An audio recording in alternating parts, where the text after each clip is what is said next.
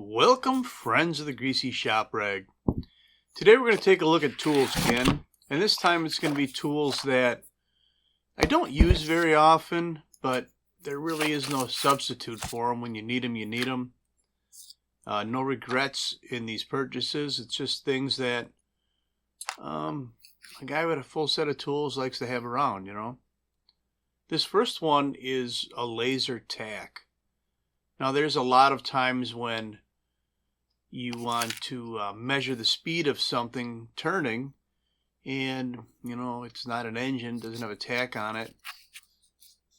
You want to compare if something is speeding up or slowing down. We could be talking about conveyor belts, or we could be talking about wheel speed on something.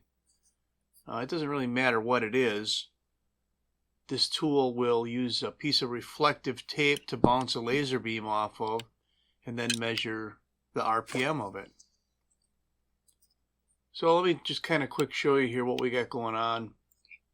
Here's a piece of reflective tape, and you can see the laser beam coming out of the tool. And the beam just bounces off the tape, and then as the tape swings past the beam, it counts it, however it does that. And you can see when I just manually whip that piece of tape in front of it, it's changing the RPM on the readout.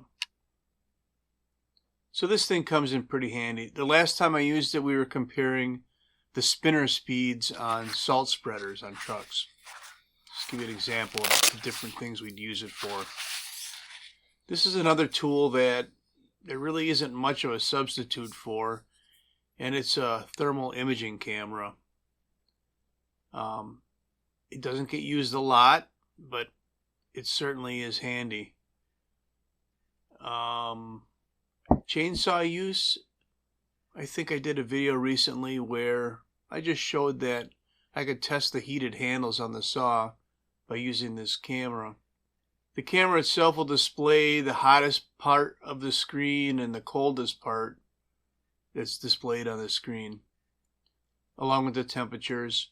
You can see that just touching this glass jar, how sensitive this thing is. It leaves a heat imprint of my finger there. The last time I used this, I was actually walking around the shop looking at outlets, and we found one that was warmer than the rest, and we replaced it.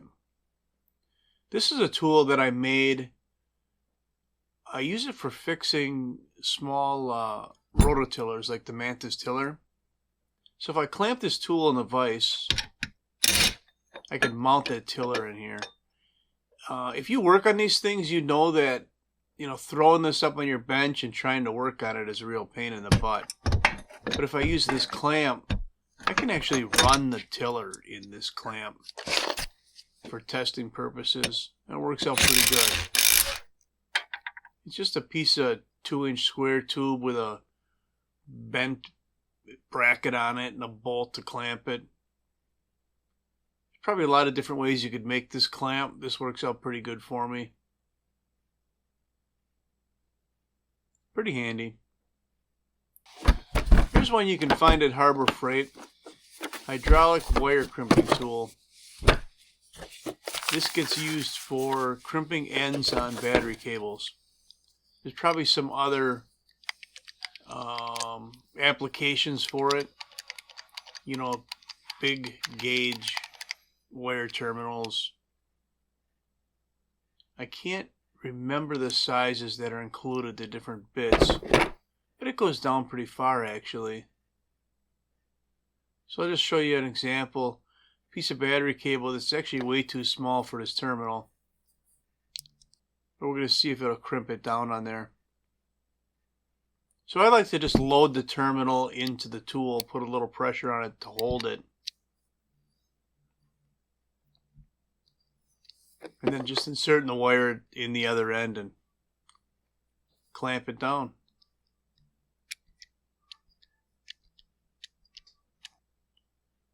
Really a simple tool, but it leaves a nice clean end on here. So, we do snowplow installs, and it's kind of nice to be able to do something that has a professional look to it rather than just the style of terminal crimpers that you smack with a hammer. Well, that works pretty good. Doesn't get used a lot, but when it gets used, yeah, it works good. Here's a couple of wrenches that don't get used a lot, but they're kind of a lifesaver. We have a Blue Point. Oh, I don't know if there's a special name for these ratchets or not, but it's a bit driver on one end and a 1/4-inch ratchet on the other end. And it's long and skinny.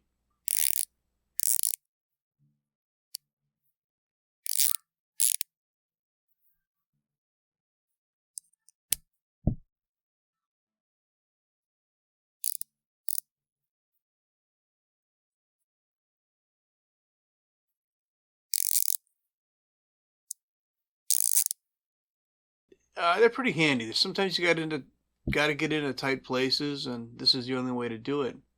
This is basically the same thing in a Easy Red brand, but it's got a pivoting head on it.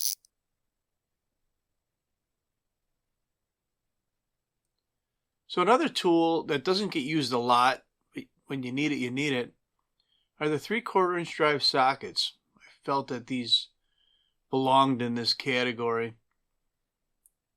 You know, as a chainsaw, primarily a chainsaw mechanic, I never use them for that. But as a rental business, you know, sometimes you gotta change the ball on a customer's hitch or something like that, so they do come in handy. I hadn't been in this drawer in a while, and I just noticed that 1/2-inch drive driver there. And then what do I got on the screen? It looks like I'm watching Hank, watching some of his videos. Check out Big Dog Repair if you're interested in tool review part 2. Hank's got a lot of tools, so he does some tool reviews. He does lawnmower work. So another tool that doesn't get used a lot, but it's quite handy, is the ball end. Well, this is a ball end Torx, and the other hand tools here are ball end hex. So this is a 10mm. They don't get used a lot, but when you need it, right? Oh, we got a scary snake.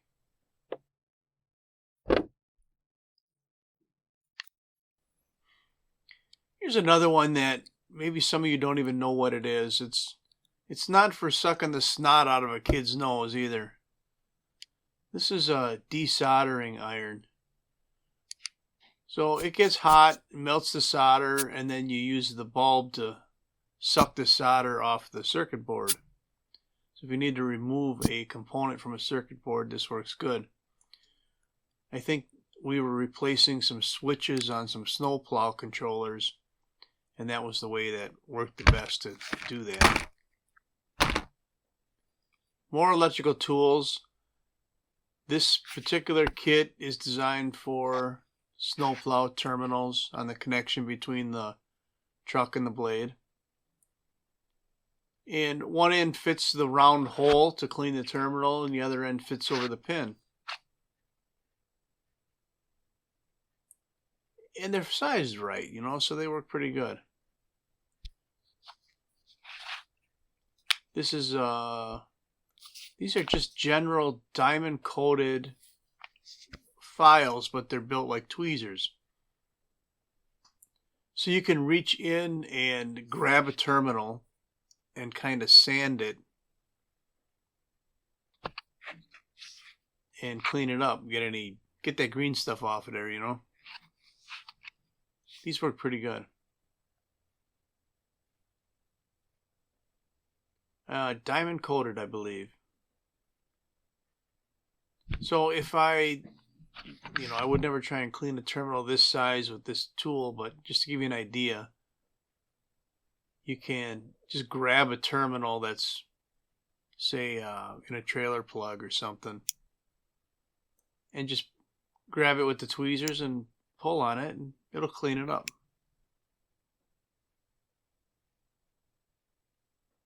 And here's another similar tool. for trailer plug connectors. This one also has some wire brushes in it.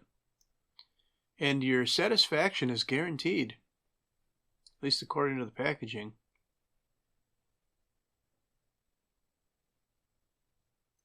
Don't get used a lot, but when you need them, they're the right tool for the job. Here's another one that doesn't get used a lot, but sometimes you just need a Crowfoot wrench, right?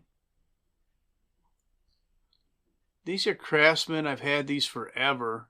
This is the metric set. It goes from 10 to 19 with no skips. Here's the standard set. And I just don't understand these sets. So this is 10 pieces. And, you know, it's progressively going up. 3/4, 13/16, 7/8, and then it jumps to 1". Well, if you're a gearhead, you know that there's one missing there. Where the heck is the 15/16? They're both 10-piece sets. In fact, before I started recording this video, I just Googled Craftsman 10-piece Crowfoot set. And they don't have the 15/16 in there. I had to go buy a snap-on one to fill the set. And I probably paid more for that one snap-on bit or wrench than this whole rail, but it is what it is. So that's all I'm going to have for you on tools that I don't use much, but I'd be lost without them. Thanks for watching. Later.